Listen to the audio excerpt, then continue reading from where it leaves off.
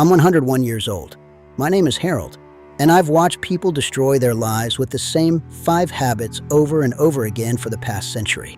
Good people, smart people, people who had everything going for them, and they threw it all away because they had habits, patterns, ways of living that slowly poisoned everything they touched. I've outlived my wife. I've outlived my children. And in all those years, I've seen the same 5 habits destroy people again and again. Before my time runs out, I need to tell you what they are. Because if you have even one of these habits, you're in danger. And if you have more than one, you're already destroying your life. You just don't know it yet. So sit with me. Listen to an old man who's seen too much. Because what I'm about to tell you could save you decades of pain. Or you can ignore it, like most people will, and learn the hard way. Your choice. The first habit that will destroy your life is complaining.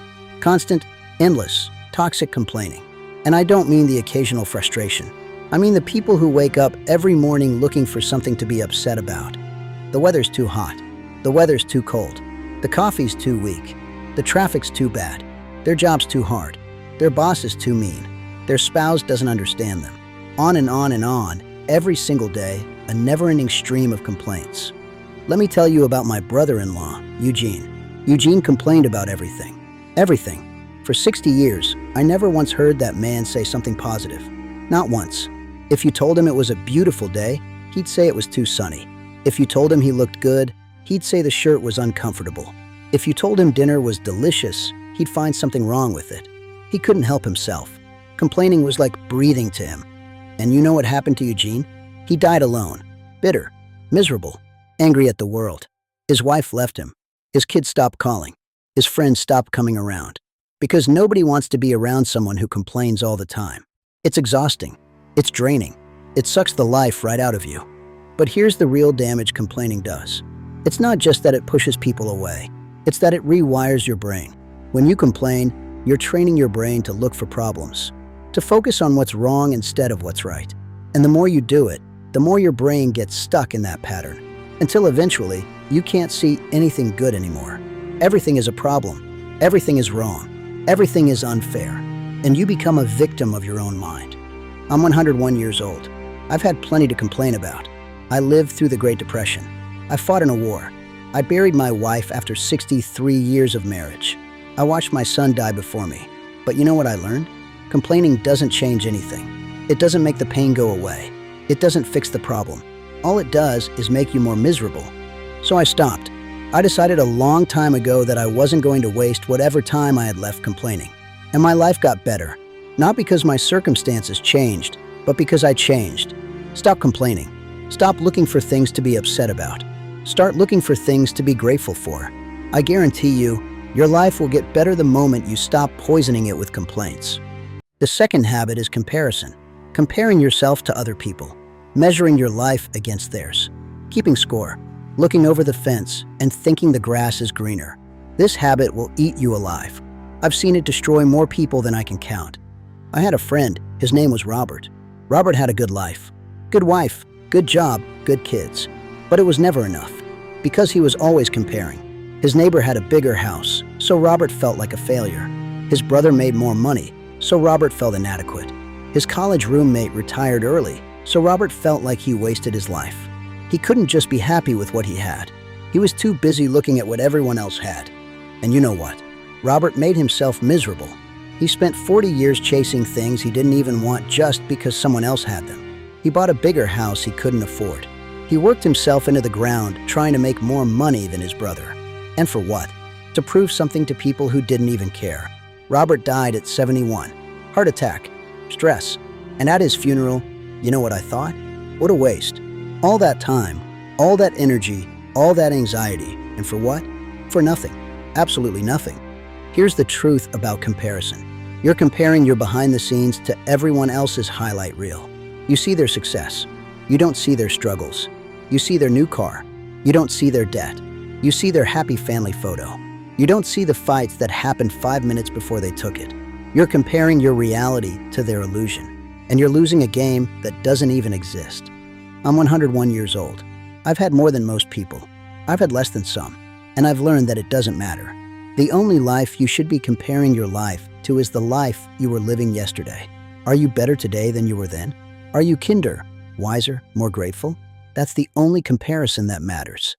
Everything else is poison. The third habit is holding grudges, refusing to forgive, carrying around anger and resentment like it's some kind of treasure. This one is insidious because it makes you feel powerful. It makes you feel like you're punishing the person who hurt you. But you're not. You're only punishing yourself. I knew a man named Thomas. Thomas had a fight with his brother over something stupid. I don't even remember what it was. Money, probably. It's always money or pride. And Thomas decided he was never going to forgive him, never going to speak to him again. And he didn't. 30 years. 30 years those two brothers lived in the same town and never spoke, never acknowledged each other, passed each other on the street and looked the other way. And then Thomas's brother died. Sudden heart attack. And Thomas came to me after the funeral, crying. And he said, "Harold, I wasted 30 years. 30 years I could have had my brother back. And for what? Because of some stupid fight I can't even remember." And I looked at him and I said, "You're right. You did waste 30 years. And you can't get them back." That's what grudges do.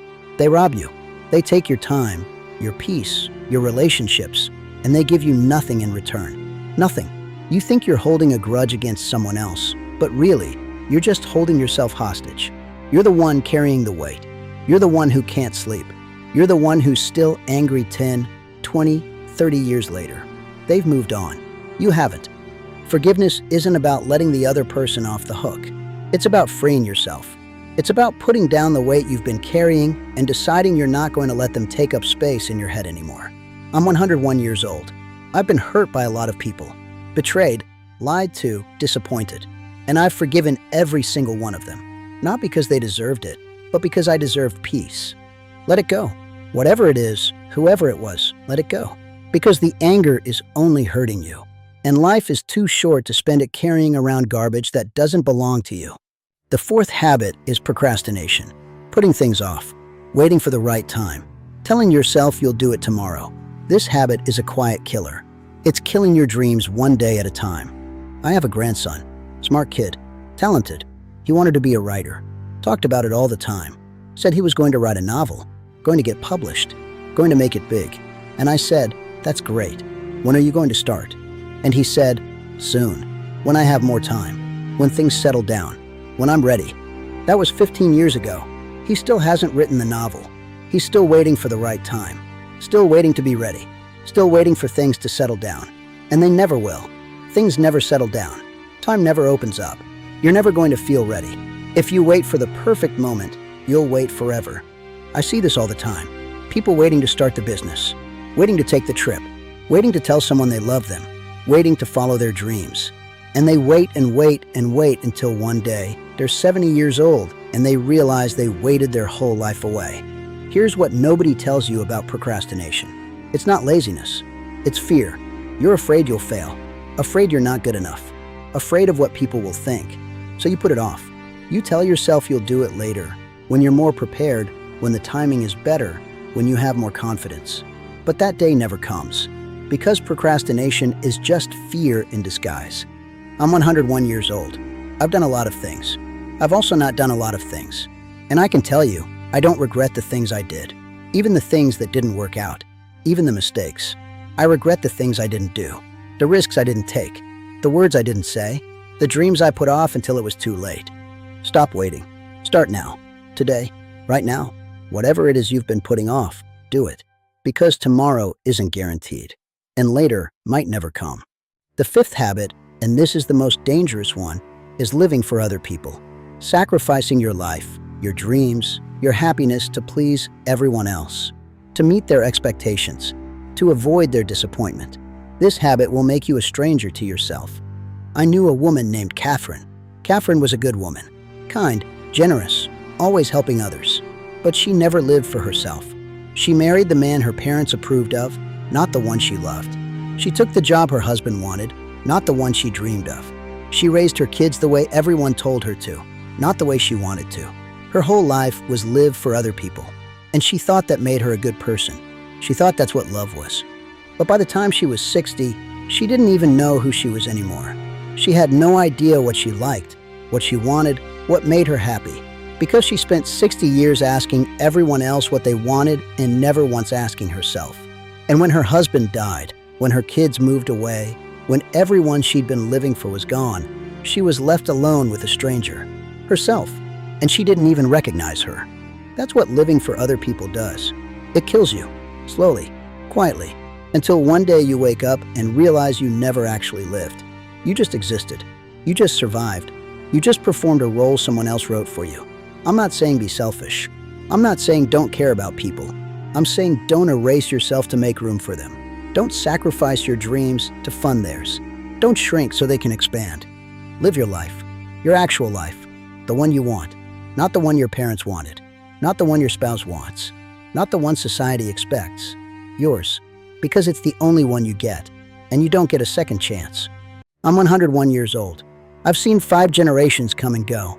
I've watched people make the same mistakes over and over again, complaining, comparing, holding grudges, procrastinating, living for others. Every single one of these habits destroys lives. Slowly, quietly, completely. So here's my warning. Check yourself. Look at your life. Look at your habits. Are you complaining? Stop. Are you comparing? Stop.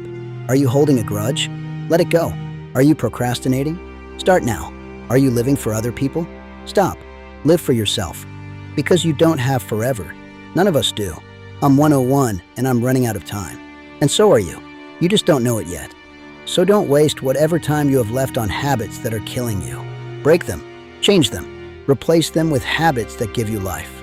Be grateful instead of bitter. Appreciate what you have. Forgive. Act. Live for yourself. Do that, and I promise you, your life will change. And when you're my age, looking back, you won't have regrets. You'll have peace. Now, if you'll excuse me, I'm tired, and I've said what I needed to say. The rest is up to you.